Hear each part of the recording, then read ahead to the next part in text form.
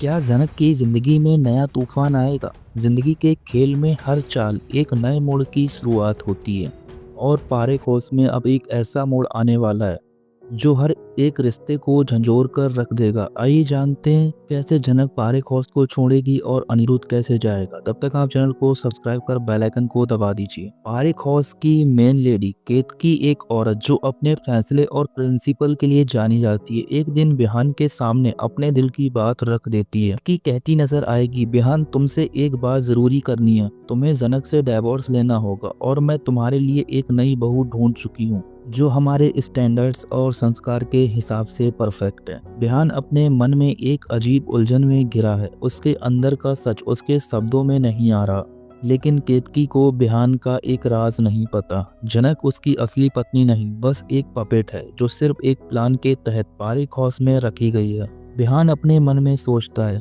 और बड़बड़ाता है, माँ आपको ये नहीं पता कि ये सब सृष्टि के प्लान का हिस्सा था। उन्होंने जनक को इसलिए रखा था कि अनिरुद्ध और जनक कभी साथ ना आ सके। तभी बिहान अपनी माँ से कहता है, माँ आपको जनक को एक चांस देना होगा। हो सकता है वो आपके स्टैंडर्ड्स पर अभी खरी ना उतरी हो, लेकिन उसमें पोटेंशियल है। अगर वो अपनी जिम्मेदारी निभा नहीं पाई तो मैं खुद से डिवोर्स दे दूंगा। अब खुश रहोगी? हैप्पी? केतकी का गुस्सा कम होने का नाम नहीं लेता। वो एक लॉर्ड वॉइस में कहती है, तुमने मुझे कभी गलत नहीं माना, लेकिन अब जनक के लिए तुम मुझसे आर्ग्यू कर रहे हो। तुम उस लड़की को समझते नहीं हो, लेकिन मैं समझती हूँ। वो हमारे घर की बहू बनने लायक नहीं है, लेकिन वो अपनी माँ को कैसे समझाए कि जनक उसकी वाइफ नहीं है। दूसरी तरफ वॉच हाउस के अंदर एक अजीब सी चुप्पी छाई हुई थी। अनिरुद्ध जो हमेशा अपने फैसले बड़े ही शांत और सूझबूझ के साथ लेता है, इस बार अपने दिल के खेल में उलझा हुआ है। उसके दोस्त बिहान का इनवाइट उसके लिए एक बहाना बन गया है अपने थॉट्स को ऑर्गेनाइज करने का, लेकिन जाने से पहले एक औरत का बेचैन दिल उसे रोकने के लिए गुहार लगाता है। हाँ दोस्तों, अर्शी जो हमेशा अपने जज्बात छुपाने की कोशिश करती है, आज अपने दर्द को छुपा नहीं पाई। जब अनिरुद्ध अपनी पैकिंग कर रहा होता, अर्शी अपने आप को संभालते हुए कहती है,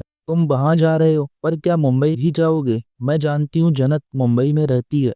अनिरुद्ध एक बार अर्शी के चेहरे को देखता है जिसमें नफरत और डर का अजीब सा संगम है। उसने अर्शी को तसल्ली देते हुए कहा, मैं मुंबई नहीं जा रहा, तुम्हें मैं कॉल करता रहूंगा, तुम्हें मुझ पर भरोसा करना होगा। अर्शी के मन में एक अजीब सी हलचल मच रही थी। वो सोचती है, क्या सच में ये सिर्फ बिहान से मिलने जा रहा है या फिर झनक के लिए? लेकिन अनिरुद्ध ने बिना पीछे देखे अपना रास्ता पकड़ लिया और उसने अर्शी के सारे थॉट्स को वहीं छोड़ दिए। अनिरुद्ध का एक मिशन था, अपने दिल की उलझन को सुलझाना और उस इंसान से मिलना जो अब सिर्फ एक याद बन गया था। लेकिन वो नहीं जानता था कि बिहान के घर में ही झनक है जो कि एक साजिश का शिकार, और इस बात से अर्शी भी अनजान। अभी अगली सुबह केतकी जनक के पास जाती है और उस पर अपना गुस्सा निकालती है। केतकी कहती है, तुम्हें लगता है कि तुम पारेखौस की जिम्मेदारी संभाल सकती हो? तुम्हारे जैसी लड़कियां सिर्फ एक बोझ होती हैं जो घर के आगे बढ़ने में रुकावट बनती हैं। जनक जो हमेशा अपने लिए स्टैंड लेती थी, इस बार खामोश है। उसकी आंखों में एक गहरी चुप्पी है,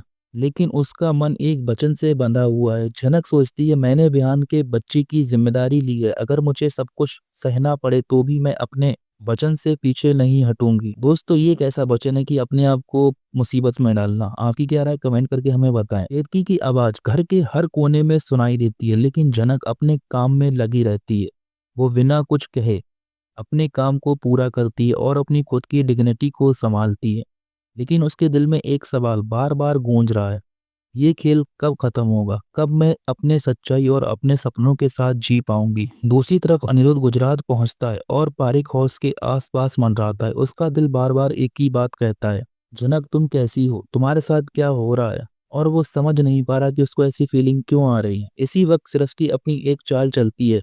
वो बिहान से फोन पर बात करते वक्त एक गलती कर बैठती है। वो कहती है, ये सब मैंने इसलिए प्लान किया था ताकि जनक और अनिरुद्ध अलग हो जाएं। तुमने बस एक पपेट का रोल प्ले किया बिहान, लेकिन अब तुम्हें इस गेम को खत्म करना होगा। और ये सब जनक सुन लेती है। उसका मन एक अजीब सी उलझन और गुस्से से भर जाता है। वो सोचती है, मुझे ये सब खत्म करना होगा, बिहान और पारेखौस के सारे झूठ को सामने लाना होगा। अभी जनक अब अपने फैसले पर आ चुकी है। वो सोचती है, मैं अब और चुप नहीं रह सकती। अब वक्त आ गया है कि मैं अपने आप को और अपने रिश्ते को एक नए मोड़ पर ले जाऊं। और इतने में अनिरुद्ध के घर में एंट्री होती है। उसको नहीं पता था कि झनक इस घर में रहती है, और जैसे ही वो देखता है कि झनक उसके सामने खड़ी है, वो एकाएक सन्न रह जाता है। कहानी एक नए ट्विस्ट की तरफ बढ़ने वाली है। क्या झनक और अनिरुद्ध मिलकर सृष्टि और पारेख हाउस के प्लान्स को एक्सपोज कर पाएंगे? क्या अभियान झनक को उसकी सच्चाई के साथ जीने का मौका देगा? ये कहानी और भी थ्रिलिंग होने वाली है। अगर आपको झनक और अनिरुद्ध की जर्नी देखनी है तो चैनल को सब्सक्राइब करें और बेल आइकन को दबाना ना भूलें। हर नए एपिसोड में एक नए ट्विस्ट का इंतजार कर रहा है। जुड़े रहिए हमारे साथ। मिलते हैं अपने नए वीडियो के साथ। तब तक के लिए धन्यवाद।